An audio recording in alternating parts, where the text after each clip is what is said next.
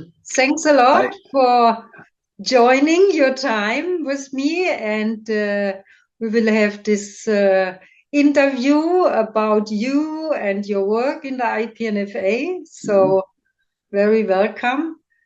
Thank you very much for this opportunity, Kitty. Thank you so much. Thanks you. And first of all, I would like to know, how was your decision to go to the physiotherapy? So, long time ago. Yes. So, actually, when I was at the end of my high school, I had, like some young people today, I had no idea what to do. I just was sure about doing something with sports and with people. And it was a daughter of friends of my parents. She was in the second year of the PT school, and I knew that. And I asked her for a kind of interview and asked her about her experience with the school and what they are doing, what they are learning. And so maybe that made me eager on this profession. Actually, she was in the same PT school as I was then later on. So, and I liked that what she talked about this profession. Yeah, and I'm still convinced that that was a good decision to go to PT school at that time. Yeah. Yeah, that's so great. And it's also so great when we all stay so long in our profession, right? Yeah, absolutely. This is not nowadays. We find some physiotherapists. I cannot understand why they start their career as a physiotherapist and then they change to another profession. Yes. But I think you and me, we are convinced that that was a good job to do, and or still is a good job to do. Yeah, and this is like always, if you like what you are doing, I still thinking on your sentence from a musician, then you can everything do, and when you like it, it's great. Thanks a lot. Yeah. So, and you have been worked as a PT all the time in the same field, or did you change between? Because some of our instructors, they only work with neurological patient, others more with other patients or child. And how was your way in the PT world? Yeah, I'm glad to have these different fields I was working in. So after the PT school, the internship I did in Bad Wildungen, so with spinal cord patients. And the first half of the year was with scoliosis patients, but not conservative, so not with just doing physiotherapy, but they have been underwent a surgery. So that was this other kind of therapy for scoliosis patients. But then we had spinal cord patients, and then I have been after that in the rehab center in Geilingen with young brain damaged people. Yeah. So that was a totally different field. So it's both as neurological working with patients, but as you know, it's totally different to have a 60-year-old girl after brain damage, after car accident, than if you have a spinal cord paraplegic patient. Even by cognition, that is very often a big difference. And that was very exciting to see that the idea of the body to try to get back to life with other requirements is totally different. And we as PTs have to have another role in that game, of course. Right. And then I started in a private practice for a year or something like this. And then I found out, okay, that is also something I really like. And then I started my own practice with a partner together. Great. And there we have, of course, different kinds of patients. Yes. So I'm kind of more varieties than others that are just in one field. Great. Great. Yeah, that's nice. So, and also I know, or we know from, I guess, end of the 80s, that then you start to burn as well a little bit for PNF. And how this starts. Was it already in school, or did you start with Yeah, courses? maybe back to the same reason, like I said before. So that was funny. In the PT school, I had already two different kinds of applying PNF. So one teacher, she taught us in PNF applying at amputees and orthopedic patients, and there was a lot of power and a lot of big effort. Yes. And we gave a lot of resistance and stretching and hold relax and so on. Yes. And a year later, same school, I met a PT teacher. He taught us to apply PNF much more gently, so with with hemiplegic patients. And he very often complained, "Hey, not so much resistance. PNF means make it easier, not heavier," something like this. Yeah. And then in the internship in Bad Wildungen with the paraplegic patients, then suddenly compensatory strategies were desired. Yes. And then I thought, hey, that's very exciting. One concept, PNF, and so different kinds of variability, how to apply that. And this differences that made myself very interested. And in 1985, I already took my first PNF course. Yeah. Great. Basic course. Great. Yeah. And can you tell us a little bit about your teachers you went till your instructor course? Not in Yes. detail, just Yeah. what Yeah, it's was the funny. most? My first teacher was in the basic course. I took the first week with Britta Dietz. Aha. The second week that was not a bundle, so it was with Angelika Voss-Quinn, when I remember right. Yes. Then I think I met Inge Berlin, Yeah. Biggie Meyer. Yes. Later also Matt. But then I already was an instructor. No, Matt I met as he was a kind of mentor, and that was later. Yeah. Great. Yes. So you finished as an instructor later on, right? I think also still in Bad Ragaz. Yes. Yes. Now Nice times. Good yeah, times. great times. Now we have the picture on our website I could find. That's so great. Yes, and then you were very active, I can say, in the IPNFA, right? It started. As I looked a little bit before this interview, how it was in the IPNFA career, I saw it was 2002, starting with the nominating committee. So for some years, and then already 2005, I started. I've been in the executive committee. I was the president for 6 years. Yeah, that was. A very intensive experience, but I liked it.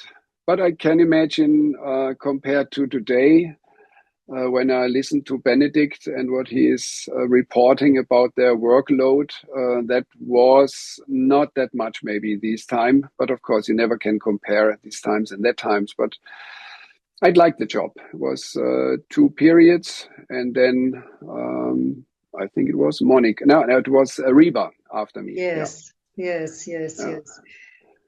And you also very active in the IPNFA for our online congress, right? Since the pandemic, we start with the online congress, right? Yeah, that was so this year we had the 5th online congress. So next year is the 6th one. So I'm wondering about how time is flying. So many online congresses already. So slowly we get some routine. But each year we get to know some things we have to improve.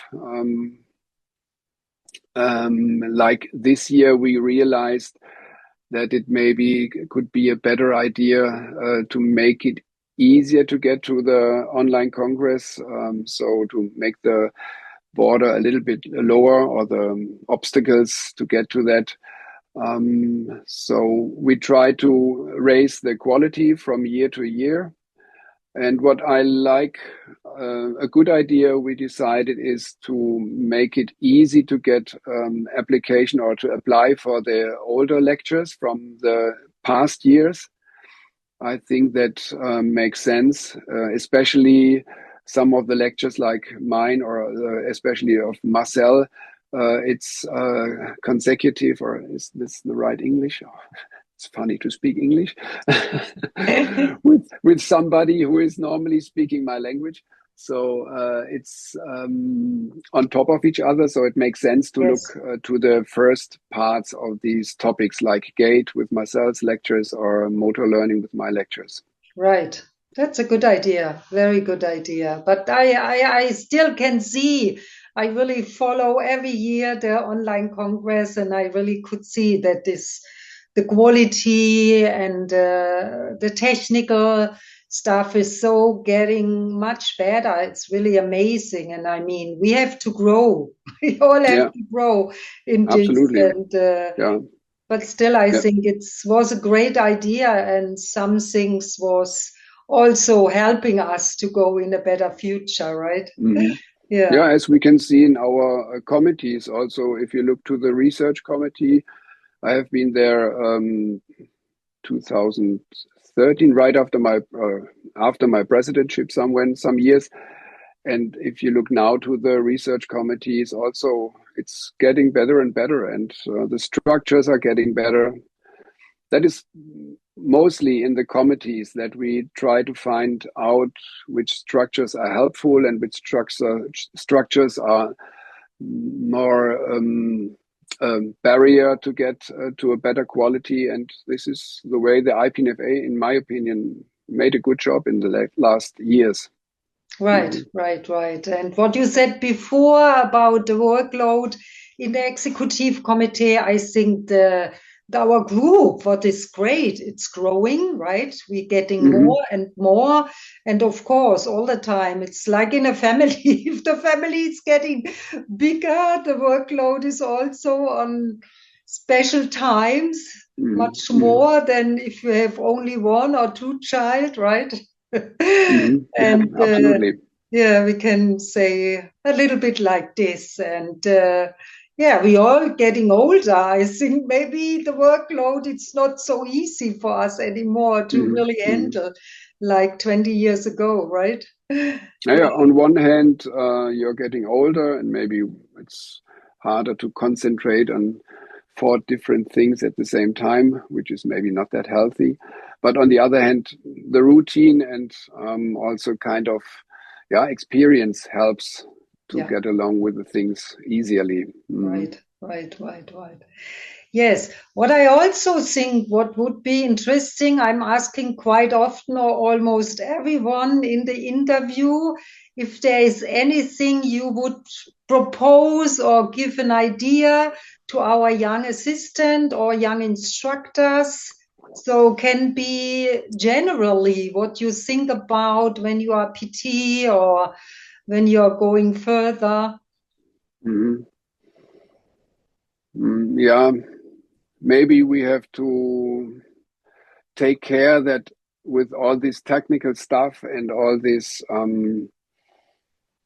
yeah, evidence-based medicine, evidence-based physiotherapy, that we should rely still on our hands and our experience, and also on things that worked in the last decades.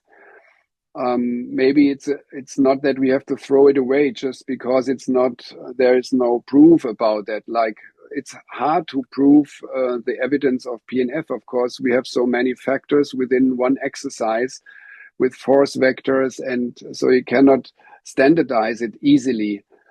So maybe you can make use of questionnaires like we want to start now with to prove that. But nevertheless, what I want to say is to go back and make use of our hands, what is happening under our hand in the muscle, and combine it with hands-off techniques. So many possibilities to combine therapy concepts. That's great. That's Yeah. great. And very important, because I think this is the reason why we still can go in other countries, or why in former times Valeo was running so good. Even they have had already 5 years of studying. In our country, in Germany now, of course, we can do the bachelor and the master, but not in our education time, right? And but we have the advantage that we are really was from the very beginning pretty good on hands-on, right? And give patient the idea how to move. Yes, yes. So I really like it that you mentioned this, because now we know in other countries with the 3 or 4 or 5 years studying, maybe they lose it a little bit, this hands-on. Yeah, but I enjoy. Yeah, and we can see in our courses abroad that people are very interested in how to make hands-on therapy and how to make it beneficial for our patients. Yeah, I think it's worth to go to these courses when you have a more theoretical background, and then you can combine it nicely with some hands-on maneuvers, strategies. Great. Yes, yes, yes, yes. Did you ever think about where you see yourself in 5 or 10 years in the PT world or IPNFA, or are you thinking already end of career? I don't think so. No. So it's kind of a mixture, of course. So I have grandchildren and I have family. Things like this, of course, should. If we know friends who suffer from severe illnesses, then it's not that good to ignore that. So that means we should also take care that we have some fun in life besides the fun we have in our profession. Yeah. And to be also with our beloved ones beside us.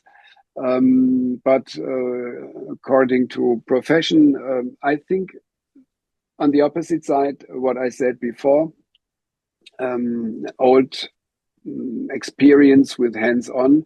There are new things like digital possibilities to when we do a post and a pre-test or pre and a post-test, that we can make use of the smartphone of our patients, for example, to make a little movie and to show later on the patient, hey, look at this. This is your improvement in the post-test. So I think in our practice, we are discussing about how to make use of tablets more and more to have a good report of what's going on with the patient. So to see the improvement of the patient, documentation is a big topic. So I think we should not be like this, oh, now I'm 61 and I shouldn't be forced to make use of this new stuff. We have to go with that. So yes. That's the future, and I want to be able to handle this as well. So it's not that we can say that should the young generation do. Yeah. And one thing I really like in the evidence-based medicine nowadays, and this is also nicely we can compare with every concept, is education. So I think in rehabilitation, in getting better with coping some health problems or diseases, it's so important to explain the patient about pain, explain the patient what's happening with the inflammation, that there is a need for mobilization, that there is a need for contraction of the muscles, for stretching. And this very often, coming back to your question, if there is any advice I can give to younger physiotherapists, I think education. We should not underestimate the value of education. And we are the experienced people about movement, and we should explain why movement is so important to get better.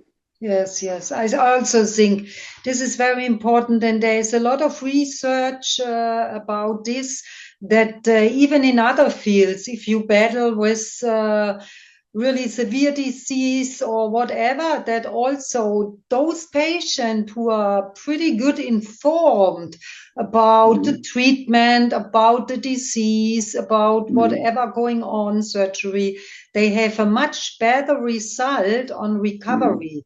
So, and I think in our field, it's really the same. And it's a pity that some fields taking away this. When we see how big the explosion is in the gym and in the Pilates group, I like both of this, and it's important, but it's also part of our work, right? When you look at Valeo, I mean, in the 40s, 50s, they did already the gym. So we are really able to do this and explain. Yeah, that's great. You're right. Totally right. Good idea. Yeah. But I think for this, you really need a little bit more experience, and you need a good understanding.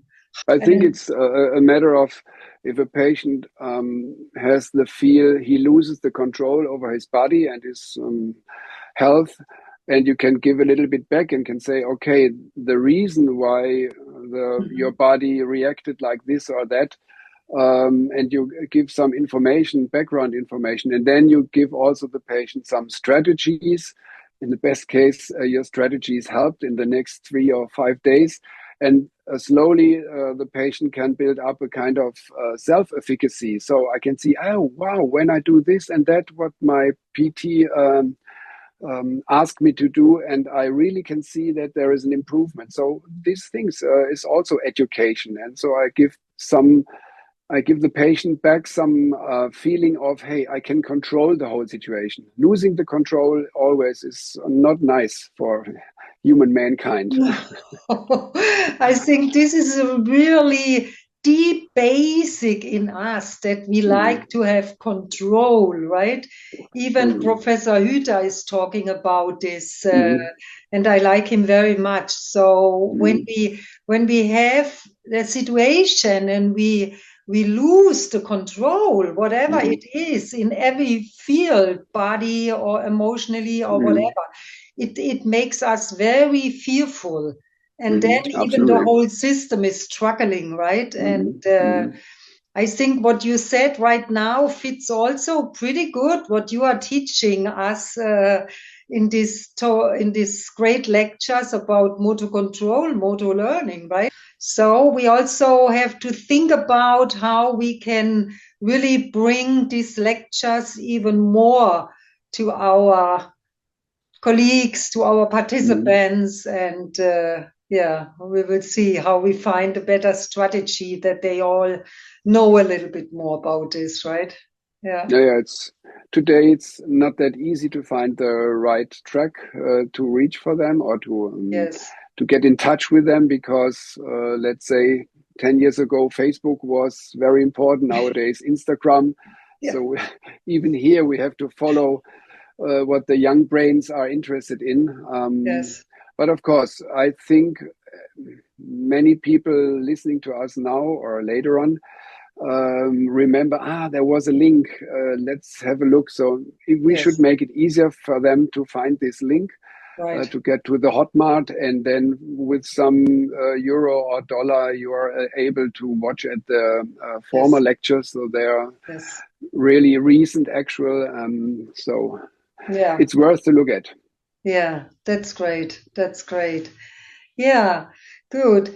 And coming slowly to an end, you said already what you like to propose to other colleagues, but if there is something you like to talk to the group or talk to the people who are listening us, what is your idea for them? What would you like to tell?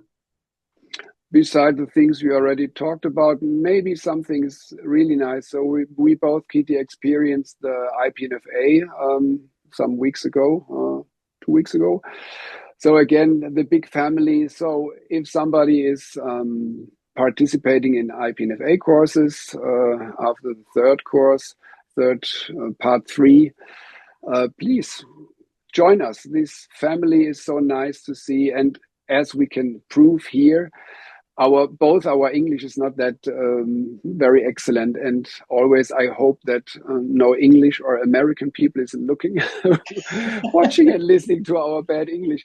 But when we are together in this family, and people from Korea, from Japan, from Brazil, from Slovenia, so many countries, and everybody needs make use of the bridge to utilize our English. And it works, and it's so nice to have this family over there. So maybe this is one of my requests: join our family. Absolutely. This is a great idea. It's really a great idea. Yeah, but you are totally right. We are family, and this is also a reason why I do this interview, to have something that those people who never have had a chance to meet you in a course, that they maybe will have an idea, and as long we are teaching, then they can get more in our family, right? Right. Yeah. So thank you very much for your time. Thank you, Kitty. Joining, and see you in a while. Bye, Carsten. Thank you very much. Thank you, and hello to everybody. Have a nice rest of this year.